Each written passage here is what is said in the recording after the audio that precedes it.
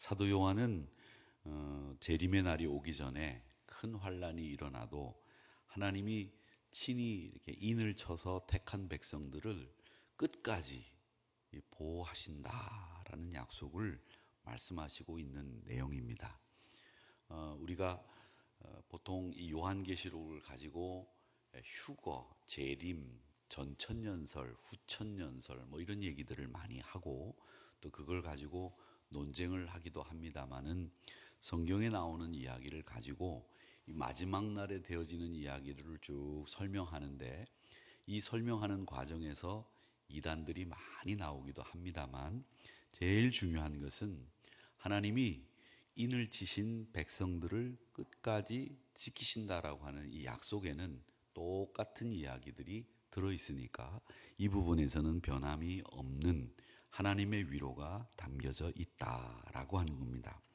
오늘 이 7장을 읽었지만 6장의 끝은 이렇게 돼 있습니다. 6장의 끝이 누가 능히 서리요 하더라. 이 말은 뭐냐면 누가 하나님 앞에 능히 설 수 있느냐 이 말이거든요. 그러니까 이 말은 하나님 앞에 감히 설 수 있는 사람이 아무도 없다 이런 얘기죠. 그러니까 일종의 탄식입니다.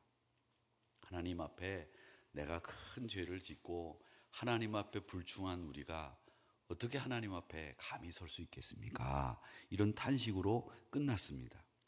근데 이 7장은 그 탄식에 대한 대답이에요. 그렇게 아무도 하나님 앞에 능히 설 수 없지만 우리가 하나님 앞에 설 수 있는 이유가 있습니다.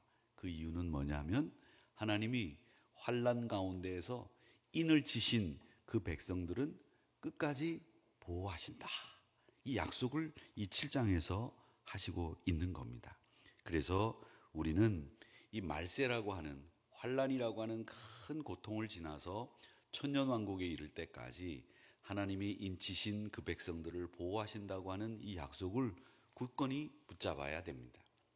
이 전천년설이라고 하는 것을 요즘 많은 신학자들이 이야기하는데 그것은 이 요한계시록에 의거해서 어떤 일이 벌어지느냐 하면 우리 구약시대가 끝나고 신약시대가 끝나게 되면 큰 환란이 옵니다. 7년 대환란이 오게 되죠. 그 환란 속에서 사탄들이 많은 사람들을 유혹해요. 그 유혹하는 가운데서 유혹에 넘어가지 않은 사람들은 끝까지 버틴 사람들은 주님이 재림하실 때 그 휴거와 함께 재림하실 때 들림을 받게 되는 겁니다. 그러면서 주의 재림이 있고 그 이후에 천년왕국이 시작이 되는 거죠. 그래서 천년왕국을 중심으로 환란이 앞에 있어서 전천년설이라 하는데 요즘 많은 신학자들은 성경의 해석이 이렇게 구약 신약 시대가 끝나고 7년 환란이 있은 다음 주의 재림과 휴거가 있고 그리고 천년 왕국이 시작이 된다. 그렇게 이야기를 합니다.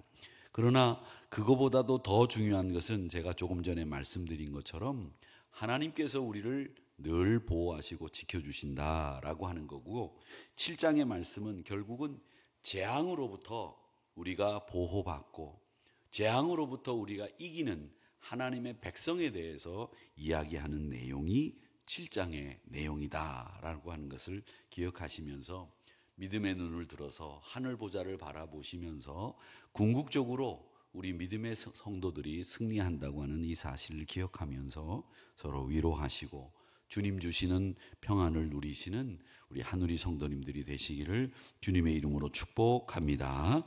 9절에서부터 12절 말씀을 보면 뭐라고 말씀하시는 거 있냐면 주님의 구원을 바라십시오 라고 그렇게 이야기를 하고 있는데 이 9절에서부터 이 12절까지 말씀을 보면 이스라엘 12지파 14만 4천 명을 묘사하고 있습니다.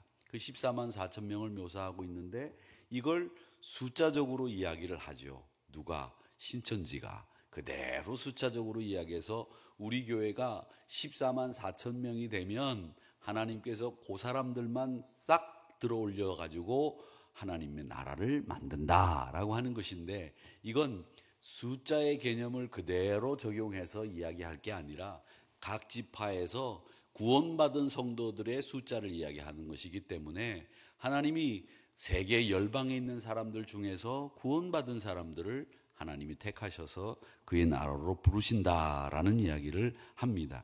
그러면서 그 정해준 숫자에 의해서 셀 수 없는 큰 무리가 흰옷을 입고 보좌에 하나님께 어린 양께 경배하는 이야기가 10절에 나와 있는데, 구원하심이 보좌에 앉으신 우리 하나님과 어린 양에게 있도다.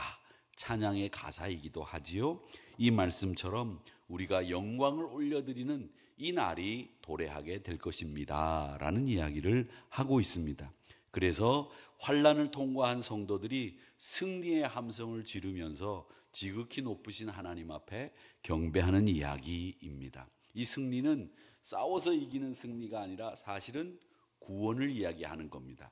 영화를 이야기하는 것이고 성결을 이야기하는 겁니다.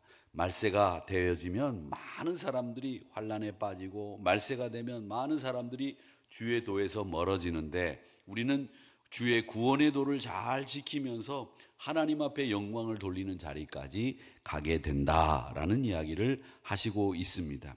그러니까 이 말세가 가까이 올수록 우리는 더욱 구원의 완성을 이루기 위해서 애를 쓰셔야 되는데, 이 구원의 완성이라고 하는 것은 내가 구원받은 것으로 끝나는 게 아니라 성결한 삶을 이루기 위해서 애를 쓰는 겁니다.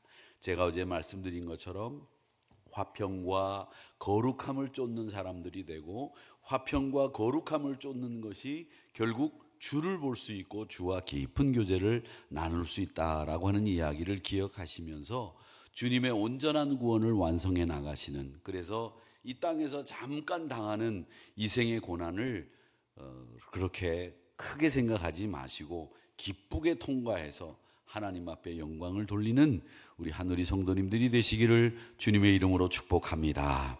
자, 13절에서부터 17절 마지막 절까지의 말씀은 그 승리의 날, 구원의 날은 하나님이 우리에게 한없는 위로를 더하신다는 거예요. 여러분, 제가 조금 전에도 설교를 하고 왔지만은, 이 위로자가 없는 사람은 이 세상에서 가장 불쌍한 사람이라고 솔로몬은 이야기했습니다. 위로자가 있습니다. 우리는 누가 계시냐?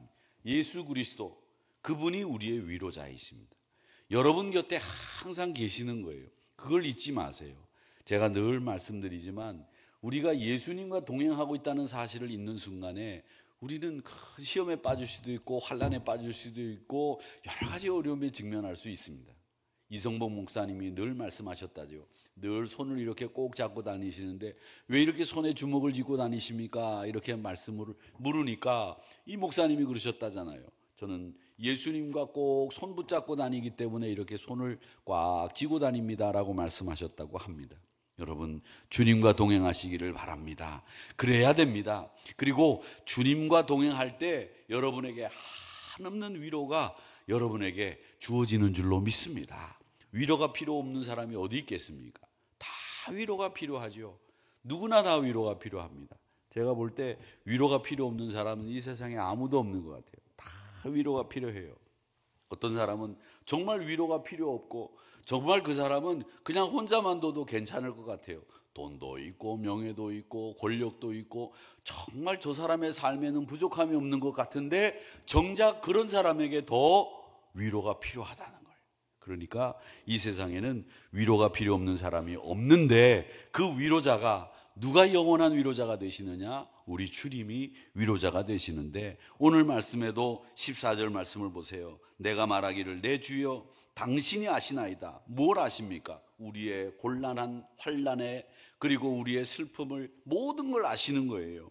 그러니 그가 나에게 말하되 이는 큰 환난에서 나오는 자들인데 어린 양의 피에 그 옷을 씻어 희게 하였느니라.